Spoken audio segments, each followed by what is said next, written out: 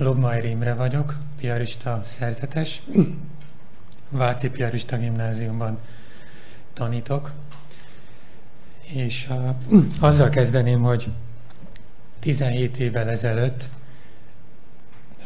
voltunk 7 fiatal piaristák, piarista szerzetesek, akik részt vettünk Alois Berger jezsuita atyának egy lelki gyakorlatán, amit Tahiban tartott felnőtteknek, és azzal a céllal mentünk el, mert az volt a sejtésünk a hírek alapján, hogy ez olyan formákat fog tanulni, ami a diákok számára is alkalmas lesz, hogy diák lelki gyakorlatokat tartsunk. Tudni, kerestük azt, hogy hogyan lehetne új formákat találni, addig csak a prédikációs lelki gyakorlatokat ismertük, az volt benne a hagyományunkban, de azt gondoltuk, hogy jó az, hogyha nem csak az történik egy lelki gyakorlaton, hogy valaki mondjuk mesél nekik arról, hogy milyen fontos az imádság, hanem adunk lehetőséget arra, hogy próbálják is ki a diákok, és maguk szerezzenek tapasztalatot. Vagy pedig nem csak hallják azt, hogy milyen fontos az önismeret, hanem valamit csináljunk is, ami őket ebben előreviszi, és így tovább. Tehát, hogy bennük gyakorlatilag történjenek a változások, valami ilyesmire kerestünk formát.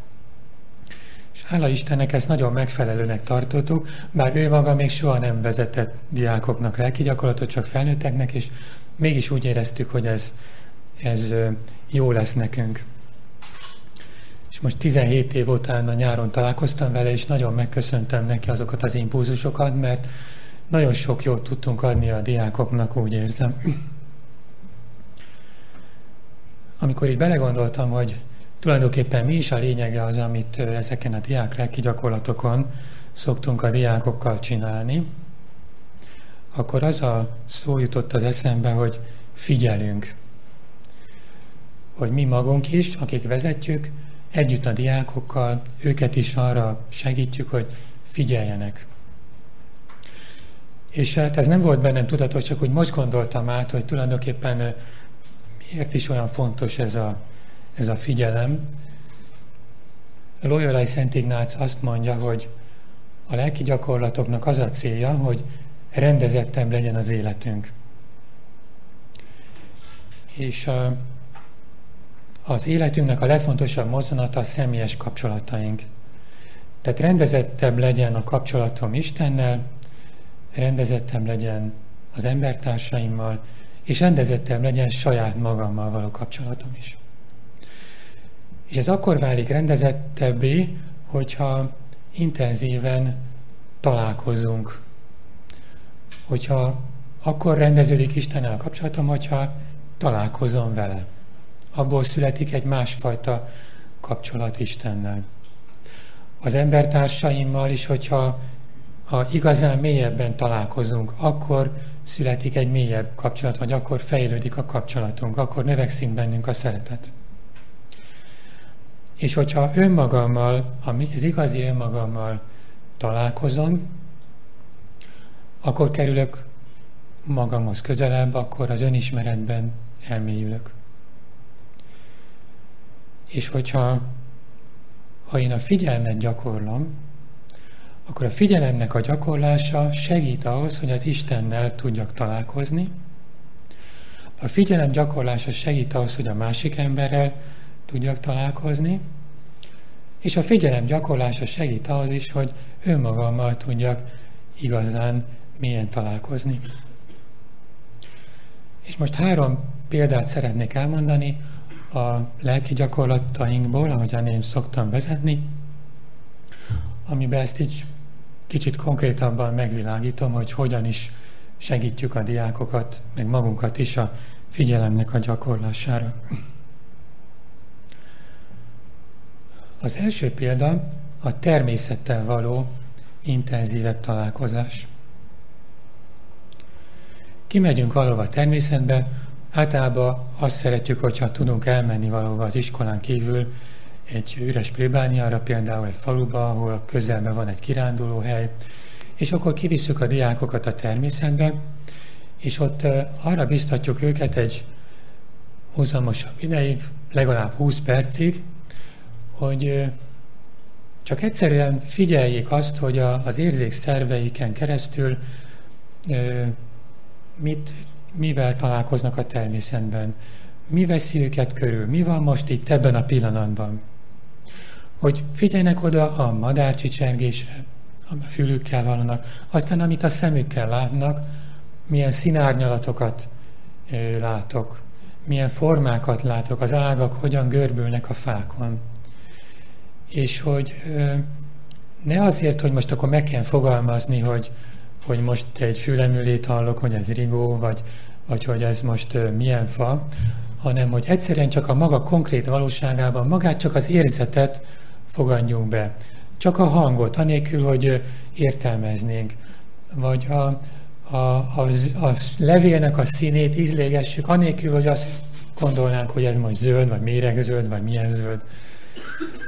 Vagy az égnek a színét érzékeljük, és nem kell megfogalmazni, hogy mit látunk, csak egyszerűen ízlegetni a tapasztalatokat, mint ahogy az ember egy cukrot szopogat, akkor sem gondolkodik róla, hogy ez most milyen íz, hanem egyszerűen csak ott van és élvezi a cukornak az ízét, már aki szereti. És ez a gyakorlat, ez segít ahhoz, hogy a jelenbe kerüljünk. Hiszen amit látunk, hallunk, hogy a bőrünkön érzünk, az csak arról szól, hogy ami most ebben a pillanatban itt van. És ez segít elterelni a figyelmünket a gondolatainkról, amivel önmagunk körül forgunk, a feladatainkkal foglalkozunk, mi történt, miért izgulok, stb. Stb. Tulajdonképpen a saját magam dolgaitól a valóság felé segít fordítani a figyelmünket. És ez már egy nagyon fontos dolog az egymással, önmagammal és az Istennel való találkozáshoz is, mert találkozni akkor lehet, hogyha tényleg a valóságra figyelek, és nem a elképzelt dolgaimmal vagyok elfoglalva. Akár egy másik emberről van szó, akár saját magamról van elképzelések, akár az Istenről való elképzeléseimmel foglalkoznék, ahelyett, hogy tényleg azt fogadnám be, amit most tőle kapok. A természet az a figyelemnek a tanítómestere. Valahogy egészen másként hat ránk, mint a reklámok vagy a videóklipek. Azok kifejezetten azt célozzák, hogy minél nagyobb felhívó erejük legyen, szinte erőszakosan igyekeznek valamit bejuttatni a tudatunkba. És a természet az nem ilyen. Az nem ilyen erőszakos, hanem sokkal szelídebb. És annak ellenére, hogy a természetben sokszor több a kincs, meg sokkal nagyobb, sokkal érdekesebb, mint amit a reklámok kínálnak, mégsem olyan harsány. Tehát a reklámok azok szinte egy ösztön, tehát vagy önkéntelenül is bekerülnek a tudatunkba, úgy vannak megszerkesztve, viszont a természettel való találkozás csak akkor valósul meg, hogyha én is akarom. Hogyha megyek az erdőbe a csapattal, akkor nagyon könnyű elnyomni a madár csicsergést a beszélgetéseinkkel, a nevengéléseinkkel.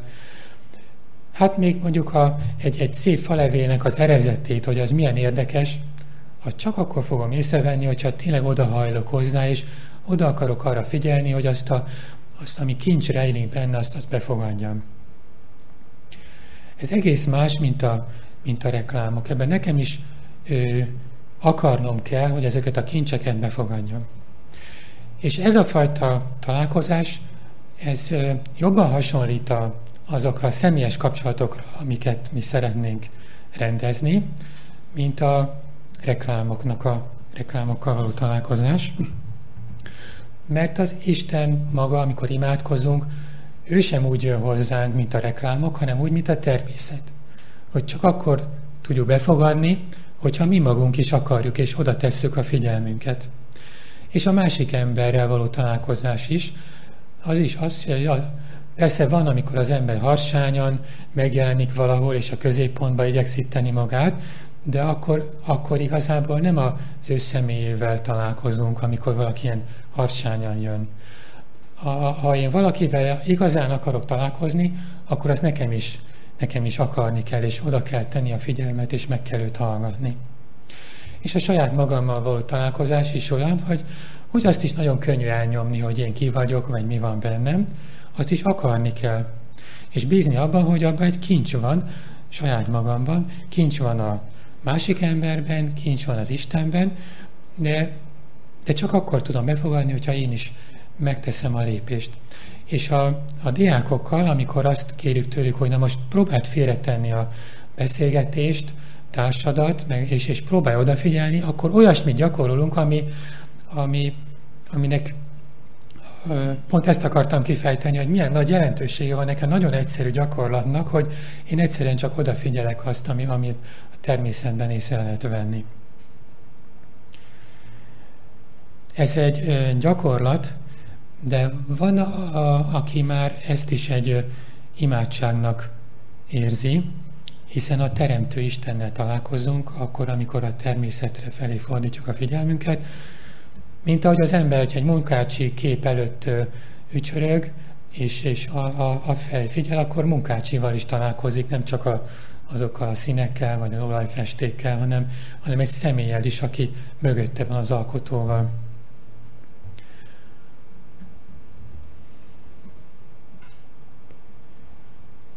A másik példa a lelki gyakorlatokban a meghallgató körök. Ezek azt jelentik, hogy kis csoportban végzünk valamilyen gyakorlatot, ami tulajdonképpen egy egyéni feladat az elején. Például kirakunk az osztályba sok színes képet, amiben újságokból kivágott színes képeket legkülönbözőbb témákba, és akkor csöndben ezt így kell nézni, és mindenki válasszon belőle egyet vagy kettőt. És akkor tulajdonképpen kicsit hasonlít a természethez végzett gyakorlathoz, hogy oda kell valamire figyelni, és itt önmagammal is találkozom, mert oda kell rá figyelnem, hogy melyik áll hozzám közel, akkor valahogy magammal kell összehasonlítani, vagy bennem mi van, hogy melyiket válaszol, melyik van hozzám közel. Vagy egy hasonló gyakorlat, hogy elolvassunk mondjuk egy szentírási részletet, mondjuk a tékozló fiú történetét, és akkor választunk belőle mindenki egy mondatot, ami éppen leginkább megüti a szívemet, vagy még nem is tudom, hogy miért, de valahogy ott megakad rajta a tekintetem. Mondjuk például azt, hogy felkelek és atyámhoz megyek. Itt is arról van szó, hogy magamba kell figyelnem ahhoz, hogy észrevegyem, hogy mi a különbség ezek között. Nem értelmezni akarom a szöveget, hanem itt valami személyes dologról van szó, ami engem érint. És akkor utána mindenki elgondolkodik azon, hogy tulajdonképpen miért is ezt választottam, mi köze van ennek a képnek, vagy ennek a szentírási mondatnak az életemhez, az érzéseimhez, és így tovább. Idáig ez egy saját tapasztalat. És akkor utána meghallgatunk mindenkit a kis csoportban arról, amit szívesen elmond, arról, amit most felfedezett saját magában. És akkor itt megint először egy feladattal találkozik, hogy mit is mondok el ebből szívesen ennek a 8 embernek, aki itt körülöttem van. El tudom könnyedén mondani, vagy kicsit nehéz, de azért mégis szeretném elmondani. Tehát megint csak találkozik magával, és ezt mindig szoktuk hangsúlyozni, hogy egy szabadságot éljenek meg abban, hogy nem fogunk senkiből se harapófogóval semmit kihúzni, hanem hogy mondja el azt, amit szívesen elmond. És akkor utána jön a meghallgatása a többieknek. Itt már nem saját magamra figyelek, hanem a másik személyre. Bíztatjuk őket arra, hogy ez történjen a testtel is, hogy nézz rá, aki éppen beszél, fordulj felé, ne másfele tekinges. hogy figyeld az arcát is, a gesztusait is, hogy ne csak a szavainak az értelmét tud felfogni. És aztán a gondolataimba is fordítsd oda, ne azon gondolkozz te majd mit fogsz mondani, hanem próbálj teljes lélekkel a másik felé irányulni. Talán nem is kell mondanom, hogy ennek milyen nagy jelentősége van az emberi kapcsolatokban, hogy tanulunk a másik felé fordulni, és tényleg meghallgatni őt, és nem mindjárt a saját mondani valómat hozzátenni ahhoz, vagy megszakítani a másikat. És nem szólunk bele, hanem végig meghallgatjuk mindazt, amit mondani akar. És aztán, amikor mindenkit meghallgattunk, akkor utána megint oda lehet arra figyelni, hogy hogyan is érintett meg az engem, amit a másik mondott. Van nekem számomra annak is üzenete, amit a másiktól hallottam? Lehet, hogy még fontosabb, mint amire magam jöttem rá. Így ebben a gyakorlatban így szinte vegyül, nem is nagyon lehet szétválasztani a magammal való találkozást, meg a másikkal való találkozást. És ezek a meghallgató körök, ezek nagyon nagy élmény szokott lenni a diákoknak, és azt mondják, hogy itt sokkal közelebb kerültek egymáshoz. A szünetben nem tudtak ilyen mélyen megnyílni, mert ahhoz egy légkört kellett teremteni, hogy elmerjenek mondani olyan dolgokat, ami igazából fontos nekik. És az egész osztályban, vagy főleg a csoportban így a barátságok, a szeretet növekszik. A harmadik ilyen mozzanat a lelki gyakorlatunkban, hogy mindig szoktunk szentségimádást is tartani, ugye a lelki gyakorlat 2/3-ánál, amikor már úgy eléggé elmélyedtek. És itt is a figyelemnek a gyakorlását, amit szeretnénk előmozdítani a diákok részére. Én azt szoktam nekik mondani, hogy én úgy képzelem el a szentségimádást, vagy azt a hasonlattal szeretem szemléltetni, olyan, mintha napoznánk.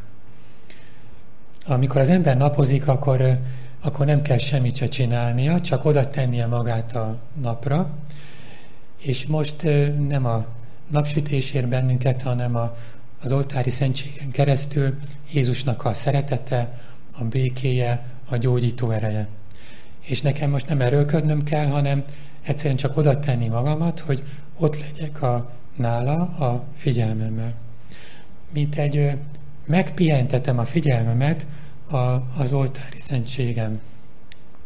Kicsit olyan ellentmondásosnak tűnik, hogy a figyelmet megpihentetem valahol, mert azt mindig az erőlködéssel szoktuk összekapcsolni a figyelmet, hogy koncentrálok, erőlködöm, hogy figyeljek. Ez is egy tanulnivaló, hogy tapasztalat rávezeti az embert arra, hogy a figyelem az lehet ellazult figyelem is.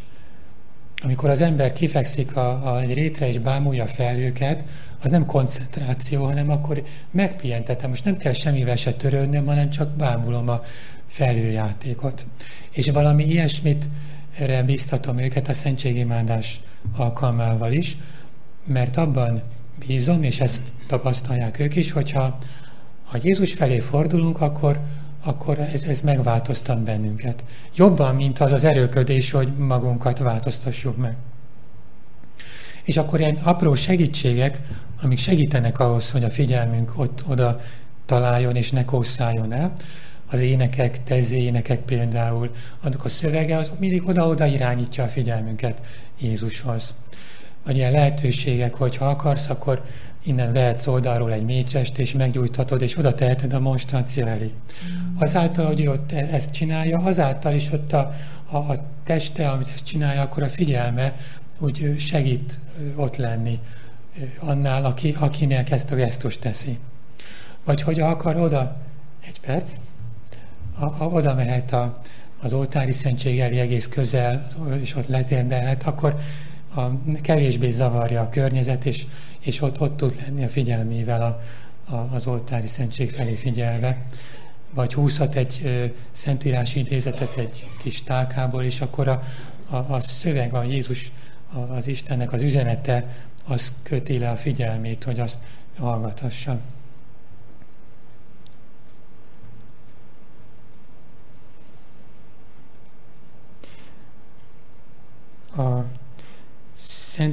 a szentség imádás alkalmával ez a figyelem, ez egy befogadást is jelent. Befogadjuk azt, ami tőle jön, de ugyanakkor a figyelmünk egy odaadást is jelent. Tehát a kölcsönös szeretetnek a gyakorlása, el is fogadom a szeretetet, de ugyanakkor ugyanaz a figyelem, az egyben egy odaadást is jelent. Hát akkor köszönöm szépen a figyelmet.